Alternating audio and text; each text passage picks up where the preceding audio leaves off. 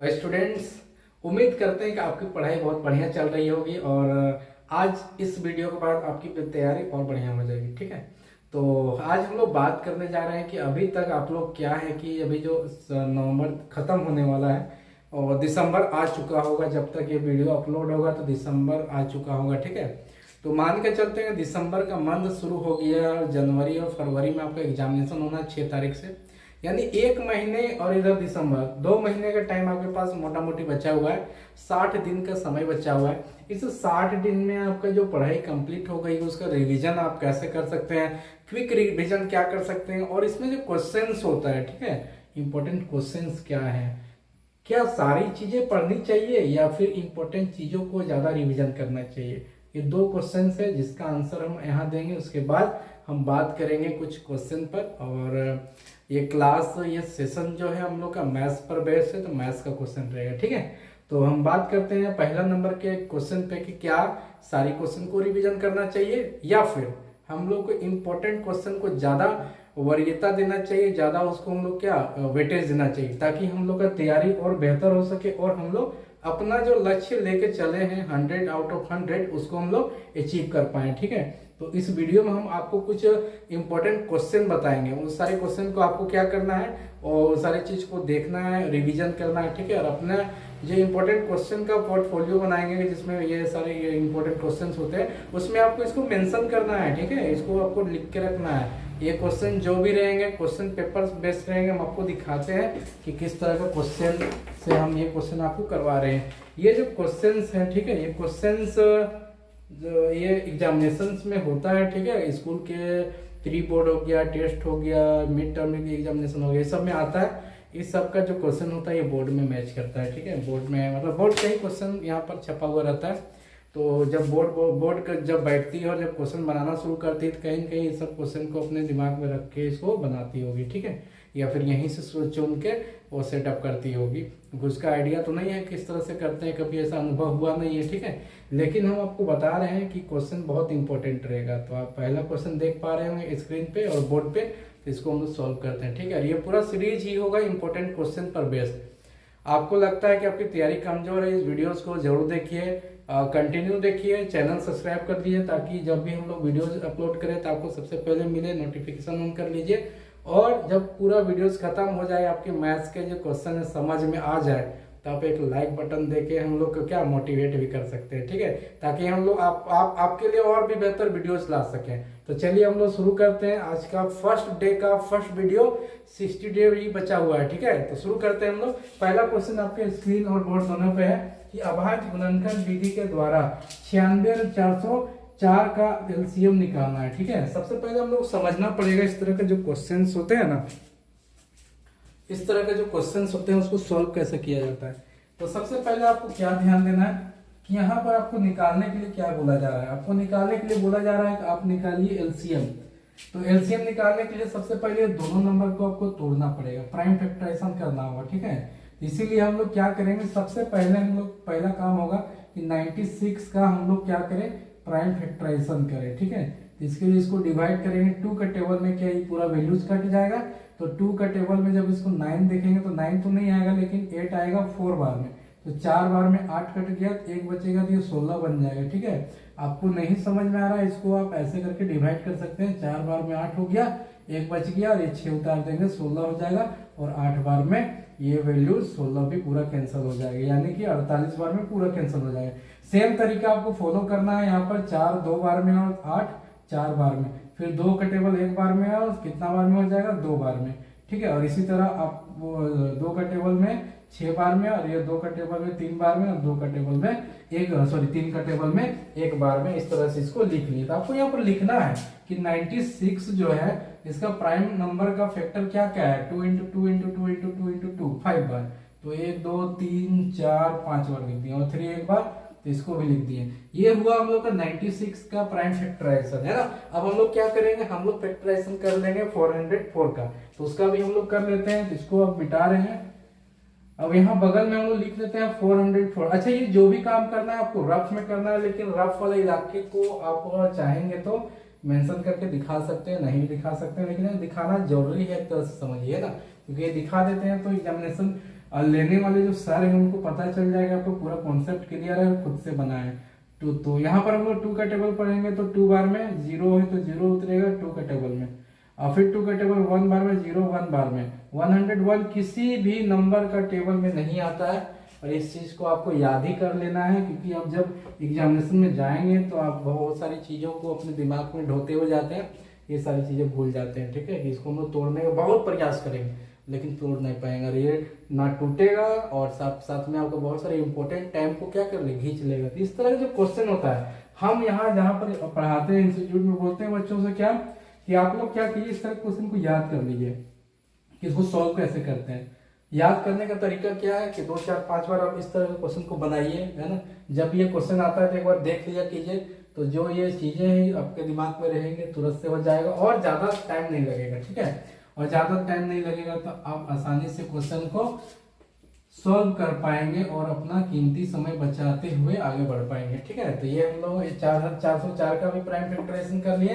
अब निकालना है एलसीएम, तो लिखेंगे इसलिए एलसीएम, देयरफॉर एलसीएम हम लोग कैसे निकाल सकते हैं। एलसीएम होता है कि इसमें जो जो नंबर मैच कर रहा है उसको लिखना है, और जो जो नहीं मैच कर रहा है उसको भी लिखना है। एक तरीका ये होता है, एक तरीका और होता है कि क्या क्या नंबर्स यहाँ आया है, 2 आया है, क्या आया है, 3 आया है, क्या है 101 आया है। ये सारे नंबर को हम लोग देखेंगे, दोनों नंबर में ज्यादा बार कहाँ है, यहाँ 2 2 बार है, यहाँ पर 1 2 3 4 5 बार है, तो जहाँ 5 बार है वो वाला लिखेंगे, 1 2 3 4 5 बार वाला लिख दिए। और यहाँ 3 है, यहाँ 3 नहीं है, तो जहां पर 3 है वो लिख देंगे। एक बार 101 है तो एक बार लिख देंगे, इसमें कुछ सोचना नहीं। अब ये सब नंबर को मल्टीप्लाई करने पे 96 आ जाएगा, जो कि आपका एलसीएम है, आंसर है। तो देखें कितने आसान तरीके से हम लोग इस तरह क्वेश्चन को हम लोग कर लेते हैं। तो हम लोग इसी तरह वीडियो लाते रहेंगे। ठीक है, आपको बस लाइक करना है, सब्सक्राइब करना है, और चैनल को सपोर्ट करते रहिए। और बाकी जिन बच्चों का मैथ अभी तक कंप्लीट नहीं हो पाया है, उनको लग रहा है, डर लग रहा है कैसे करेंगे, तो इंपॉर्टेंट क्वेश्चन आप सेलेक्ट कीजिए। सेलेक्टेड क्वेश्चन मेरे पास है। ठीक है, ये क्वेश्चन आपको हम देते जाएंगे इसी तरह वीडियोस के माध्यम से। आपको क्या करना है, ये सारे वीडियोस को देखना है, डाउनलोड करके देखना है, उसको अपने कॉपी में नोट डाउन करना है, फिर उससे रिवीजन करना है। ठीक है, इतना 3 काम आप कीजिए, आपका बेहतर रिजल्ट आएगा, इसकी गारंटी हम लेंगे। और जिस दिन रिजल्ट आएगा, हम लोग दोनों मतलब आप सभी, है ना, और हम मिलके क्या साथ में मिठाई खाएंगे। तो लेकिन आपको ये सारा चीज करना होगा। ठीक है, हम लोग बढ़ते हैं नेक्स्ट क्वेश्चन की ओर। तो हम लोग पास में नेक्स्ट क्वेश्चन है, तो नेक्स्ट क्वेश्चन की ओर हम लोग पढ़ेंगे। तो नेक्स्ट क्वेश्चन हम लोग पास में है कि एक द्विघात बहुपद ज्ञात करें जिसके शून्यकों का योग तथा गुणनफल दिया हुआ है। पहले शून्यकों का योग दिया तो ये वैल्यू होगा, गुणनफल दिया तो ये वैल्यू होगा। इंग्लिश में क्वेश्चन रहेगा, find the quadratic polynomial the sum and the product of the zeros are respectively 0 and √5। तो ये क्वेश्चन है हम लोग पास में, इसको सॉल्व कैसे करेंगे। सबसे पहले आपको देखना है गिवन क्या है ना, आपको ध्यान देना है कि आपके क्वेश्चन में दिया गया क्या है। दिया गया है, हम लोग पास में दिया गया है, क्या दिया गया है सबसे पहले हम लोग लिखते हैं। तो दिया गया हम लोग लिखेंगे कि इसके शून्यकों का योगफल, इसको हम लोग ऐसे लिखते हैं, शून्यकों के योगफल को अल्फा प्लस बीटा, आप लोग पढ़े होंगे। ठीक है, तो ये वैल्यू 0 है। और शून्यकों का गुणनफल तो अल्फा इंटू बीटा, ये कितना है √5 है। ठीक है, अब हम लोग लिखेंगे the quadratic, the standard quadratic, the standard quadratic equation. तो हम लोग पास में स्टैंडर्ड क्वाड्रेटिक इक्वेशन कितना है, x² minus alpha plus beta into x plus alpha into beta equal to क्या है 0। तो ये हम लोग का स्टैंडर्ड क्वाड्रेटिक इक्वेशन फॉर्म है। ठीक है, हिंदी में इसको लिखेंगे हम लोग कैसे लिखेंगे, इसको लिख लेंगे द्विघात बहुपद का मानक रूप, लिखेंगे द्विघात समीकरण लिखते हैं, समीकरण।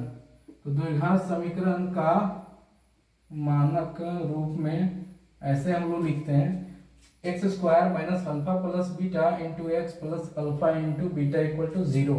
तो ये हम लोग लिखने का तरीका होता है। ठीक है, जिससे हम लोग क्या करेंगे, क्वाड्रेटिक इक्वेशन बना सकते हैं। अब हम लोग पास में क्या क्या दिया हुआ है आपको देखना है। ठीक है, अब हम लोग पास में दिया हुआ है अल्फा प्लस बीटा का वैल्यू कितना दिया है 0, और गुना में x है, प्लस अल्फा इंटू बीटा का वैल्यू है 5 बराबर 0।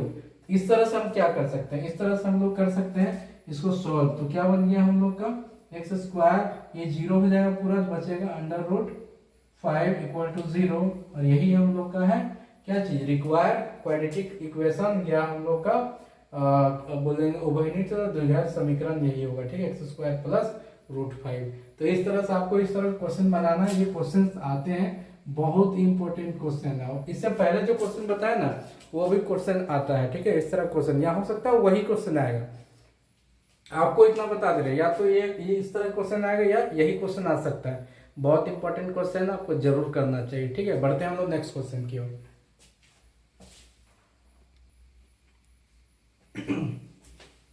तो नेक्स्ट क्वेश्चन हम लोग लेके आ गए हैं कि बिंदुओं के युग्म -5 7 -1 3 के बीच की दूरी ज्ञात करना है। बहुत आसान क्वेश्चन है ना।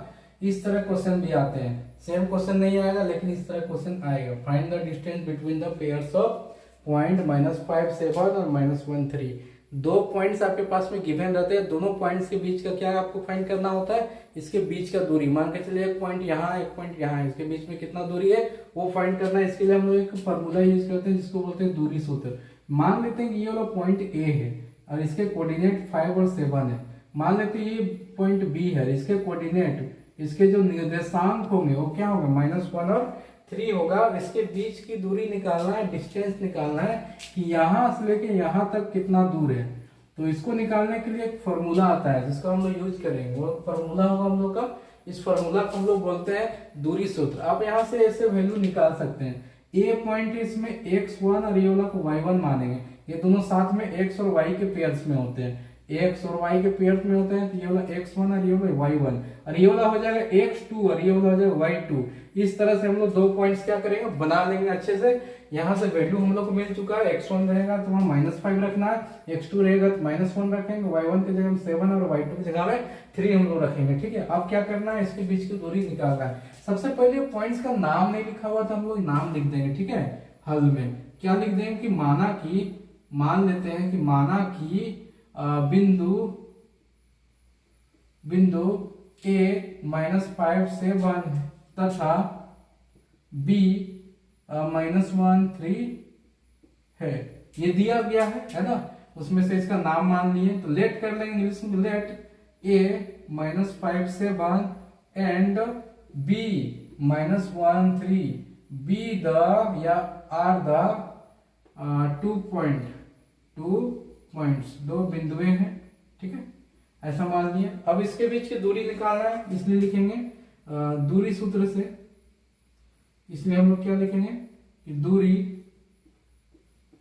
सूत्र से हम लोग लिख लेंगे कि डिस्टेंस फॉर्मूला लिख लेंगे, फ्रॉम डिस्टेंस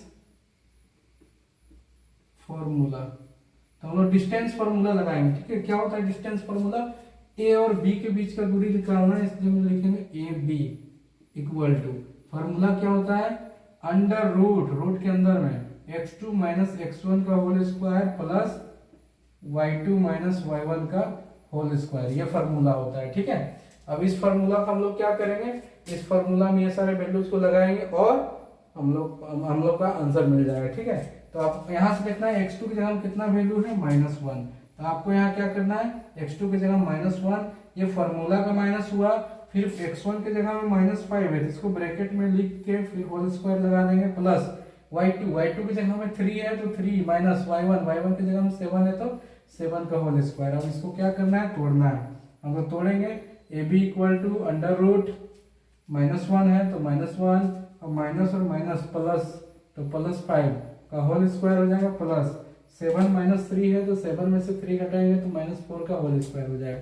और यहाँ पर 4 का होल स्क्वायर प्लस -4 का होल स्क्वायर इक्वल टू 4 का होल स्क्वायर करेंगे 16 प्लस ये -4 का होल स्क्वायर करेंगे 16 16 जोड़ेंगे कितना आएगा 32।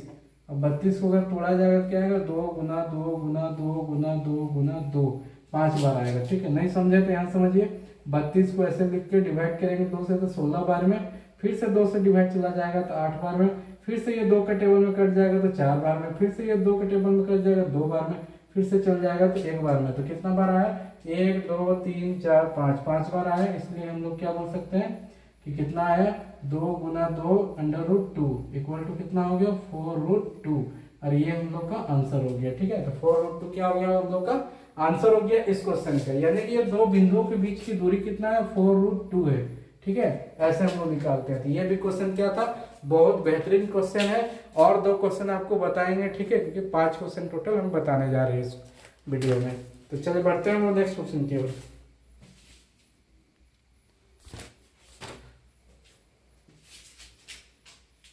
तो ये वीडियो कुछ लंबा हो रहा है, इसलिए हम लोग क्या करेंगे 5 नहीं 3 ही क्वेश्चन बताते हैं। नेक्स्ट दो क्वेश्चन आपको अगले वीडियो में मिलेंगे। ठीक है, तो तब तक के लिए आप ऐसे ही पढ़ते रहिए और अपने फ्यूचर को अगर चाहते हैं कि अच्छा बनाएं, इसके लिए आपको जरूर पढ़ना चाहिए। और पढ़ाई के क्षेत्र में कहीं भी आपको दिक्कत आती है तो ये चैनल हमेशा आपके साथ खड़ा रहेगा और ये चैनल आपको मदद करेगा। ठीक है, तो बढ़ेंगे हम लोग, मिलेंगे नेक्स्ट वीडियो में। तब तक के लिए जय हिंद, जय झारखंड।